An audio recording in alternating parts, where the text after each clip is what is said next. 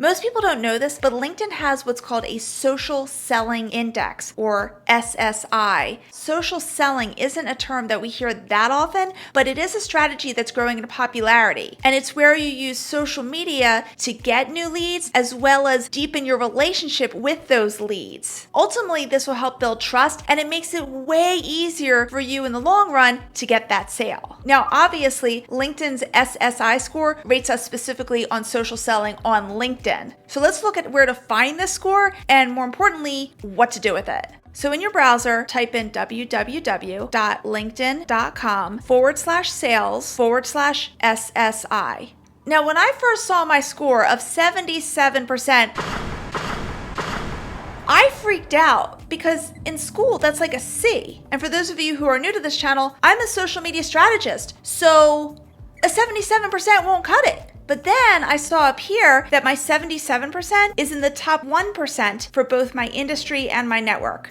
So, okay, yay me. And if you want some more comparison information, just scroll down to the bottom of the page and you'll see the averages for both your industry and your network. So how does LinkedIn come up with this SSI score? Well, the score is broken down into 4 components, which helps us really see what we need to improve. First, you're graded on how well you establish your brand. Now, establishing your brand has to do with 2 things: how well you've completed your profile, and also how well you put content out there that's relevant for your audience and your industry. Now, I will tell you that if you feel like you have to work on both your profile and your content, just work on your profile first, because ultimately that's where people will check you out. And in your profile, to make the LinkedIn gods happy, include as many searchable keywords related to your industry as possible. And that includes in all the areas where you can include descriptions, as well as towards the bottom in the skills and endorsements section.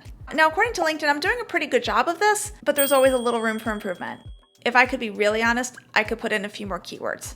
The next thing you're rated on is how well you find the right people. Now, this is an area that I could do better. I am happy to accept connection requests from people I don't know, but I'm really shy about reaching out to people proactively to people I don't know. My business model works like this. I try my best to throw as much valuable content out there as possible and nurture the relationships within my existing network. And that greatly increases the chances for me of someone reaching out to me when they need my services. So again, I'm not in hunting mode. Now, when you click on this question mark next to find the right people, LinkedIn is recommending you use efficient search and research tools to hunt down new people, which is basically a roundabout way of LinkedIn saying you should buy their Sales Navigator premium plan for just $79.99 a month. That might work for some of you with your business development style. For me, I'm good.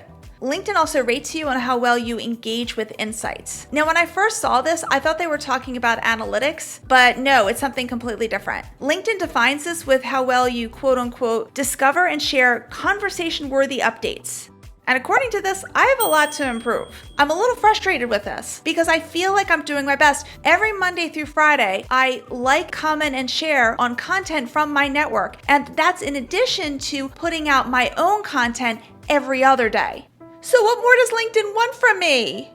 So if it turns out that your score is really, really low as well, and you're doing your best, give yourself a break. You're also rated on how well you build relationships. Now, I have to tell you, I was totally pumped that I had a perfect score. And for me, this is personal. Just for some context, when I was a kid in school, I hated recess. I would literally spend the entire time walking around the perimeter of the playground kicking a rock because no one would play with me. So the fact that I got 100% on building relationships in any aspect of my life is a win. You probably didn't need to know that about me, but I just felt compelled to share it.